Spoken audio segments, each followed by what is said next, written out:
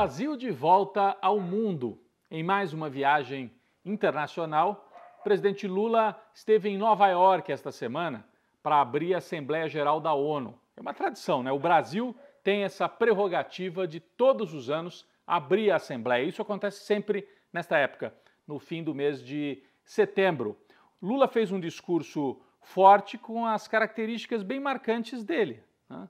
Um discurso contra a desigualdade no mundo, contra a fome, dizendo que não é possível que o planeta ainda conviva com milhões de pessoas passando fome todos os dias.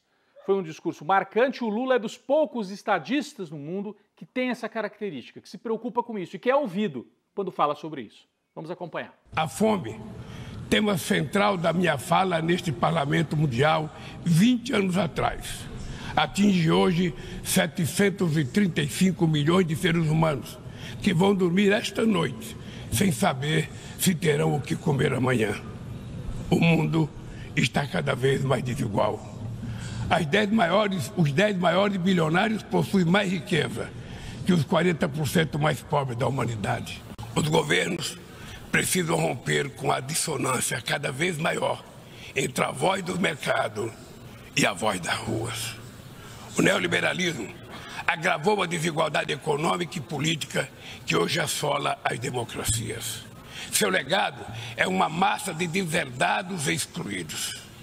Em meio aos seus escombros, surgem aventureiros de extrema-direita que negam a política e vendem soluções tão fáceis quanto equivocadas. Muitos sucumbiram à tentação de substituir um neoliberalismo falido por um nacionalismo primitivo, conservador e autoritário. A ONU precisa cumprir seu papel de construtora de um mundo mais justo, solidário e fraterno. Mas só o fará se seus membros tiverem a coragem de proclamar sua indignação com a desigualdade e trabalhar incansavelmente para superá-la. Bom, foi um discurso importante, estava muita gente ali acompanhando, lideranças do mundo inteiro, mas outro fato chamou a atenção durante a viagem de Lula aos Estados Unidos. O encontro dele com Joe Biden.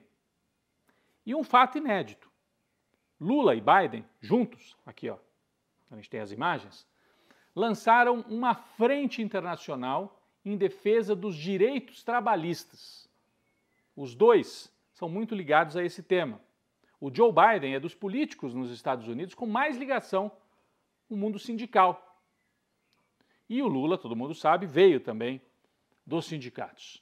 E a gente acompanha, desde os anos 70, 80, 90, a desregulamentação, esse discurso todo de que tem muito direito trabalhista, tem que tirar os direitos, né, para poder gerar emprego. E o que aconteceu no mundo foi o contrário. Os trabalhadores perderam direitos e os empregos não voltaram, ao contrário, você tem uma crise de geração de empregos no mundo inteiro. Então, Lula e Biden chamaram a atenção para esse fato. Normalmente, Brasil e Estados Unidos se encontram para falar de outros temas, né, de economia, geopolítica. Para falar sobre o mundo do trabalho é inédito e é importante, é uma sinalização importante. Tem um caráter político também. Aí é uma leitura que a gente pode fazer.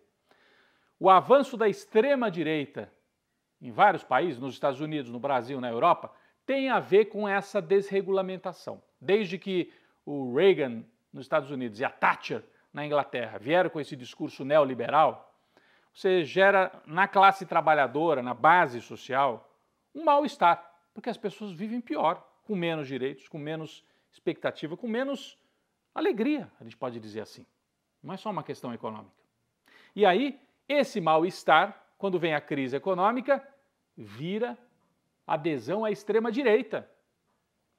Essa ideia de que na base da sociedade existe um clamor. A culpa é do imigrante que está vindo para o meu país, né? Gera esse recalque que se volta para o apoio à extrema-direita. Então, mais direitos trabalhistas também são uma forma de conter esse discurso extremista que está crescendo no mundo inteiro. O Joe Biden tem que cuidar disso, porque ele tem uma campanha à reeleição e tem lá o Trump querendo voltar. E uma extrema-direita forte também aqui no Brasil. Bom, na economia doméstica, enquanto Lula estava em Nova York, o Banco Central, pela segunda vez no ano, toma a decisão de diminuir a taxa de juros, a Selic, diminuiu mais meio ponto percentual, agora a taxa ficou em 12,75%. Estou rindo porque diminuiu, mas ainda é uma das maiores taxas do planeta. De qualquer maneira, é uma notícia que traz algum otimismo, a taxa vai caindo e o que acontece? Quando a taxa de juros diminui, quem tem dinheiro no banco olha e fala, bom, não está rendendo tanto, eu vou colocar em investimento no mundo real. Vou aplicar numa nova fábrica, num novo plano de negócios. Então é bom, isso perspectiva de geração de emprego para os meses que vêm aí adiante. Tem que baixar mais. E o Banco Central sinalizou que ao longo dos próximos meses deve fazer outros cortes na taxa Selic, o que sinaliza uma recuperação econômica também para o ano de 2024. No fronte de combate ao bolsonarismo, esta semana notícia forte. A delação de Mauro Cid, o ex-ajudante de ordens de Bolsonaro, tinha vazado um trechinho na semana anterior, esta semana, novo vazamento. E dessa vez o estrago chega aos militares. O que disse o Mauro Cid? Aqui, ó, ex-ajudante de ordem, estava colado no Bolsonaro, acompanhava tudo, sabe de tudo, de dentro do governo Bolsonaro, do que acontecia ali nos bastidores. Ele disse que os militares foram chamados ao Palácio da Alvorada depois da eleição e o Bolsonaro mostrou para eles uma proposta de um golpe de Estado. Isso é o que diz o Mauro Cid. E ele disse mais, que entre as lideranças militares, um ficou mais empolgado com a possibilidade de aplicar o golpe. Era o então ministro da Marinha, o almirante Almir Garnier, que teria topado. Colocaria as tropas para impedir a posse do presidente. É gravíssimo. Isso faz com que, além da punição aos golpistas ali que fizeram aquela baderna de 8 de janeiro, você possa chegar aos mandantes, a quem organizou, a quem apoiou. Né? Bom, quem é esse almirante? Temos aqui a imagem dele também. Esse almirante, durante o governo Bolsonaro, fez várias publicações questionando as urnas eletrônicas. E depois, quando o Bolsonaro perde, não acontece o golpe, tem a posse do novo comando na Marinha, ele não vai à transmissão do cargo. Não vai. Então, é um almirante bolsonarizado, podemos dizer assim. Faz sentido o que o Mauro Cid contou. Outro personagem, o Mauro Cid fala no Felipe Martins. Esse não é militar, vocês se lembram quem é? Temos as imagens aqui, ó, ele fazendo esse gesto. Ele fez de propósito para as câmeras, que é um gesto típico da extrema-direita nos Estados Unidos, dos supremacistas brancos. É um gesto que eles fazem para trocar sinais assim de apoio de maneira cifrada. Esse Felipe Martins, olavista, extremista, segundo Mauro Cid, levou a minuta com a proposta do que seria o golpe de Estado na mão do Bolsonaro. E há registros de que houve uma agenda secreta entre o Felipe Martins e o Bolsonaro. Por que agenda secreta se ele era assessor?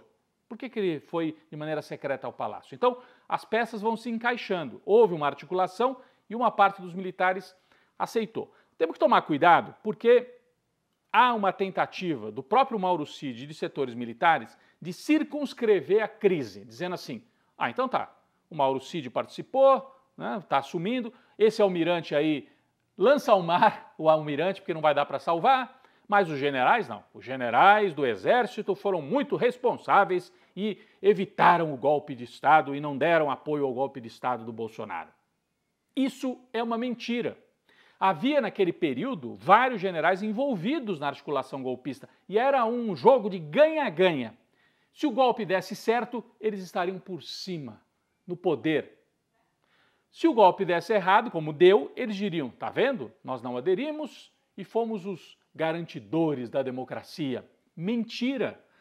O ministro do Lula da Defesa, o Múcio, faz esse jogo dos militares. O que ele disse? A sociedade brasileira deve aos militares a derrota do golpe bolsonarista. Deve nada, Múcio. A sociedade brasileira não deve nada aos militares. Os militares é que devem à sociedade, que nós pagamos salários para eles, completamente fora do padrão do que recebem outros, inclusive as aposentadorias. Eles têm que se explicar. Então esse jogo é um jogo também para tentar diminuir a crise. E o Múcio falou, não podemos generalizar, não foram todos, não foi a instituição, mas tem que responsabilizar os generais. Né? Tem uma operação aí para tentar salvar a pele desses generais que estavam ali participando, sim, dessa tentativa de golpe de Estado. Para concluir, o Bolsonaro negou o envolvimento, diz que não, que isso tudo não aconteceu e que ele atuou sempre dentro das 4 linhas da Constituição. Acredite quem quiser.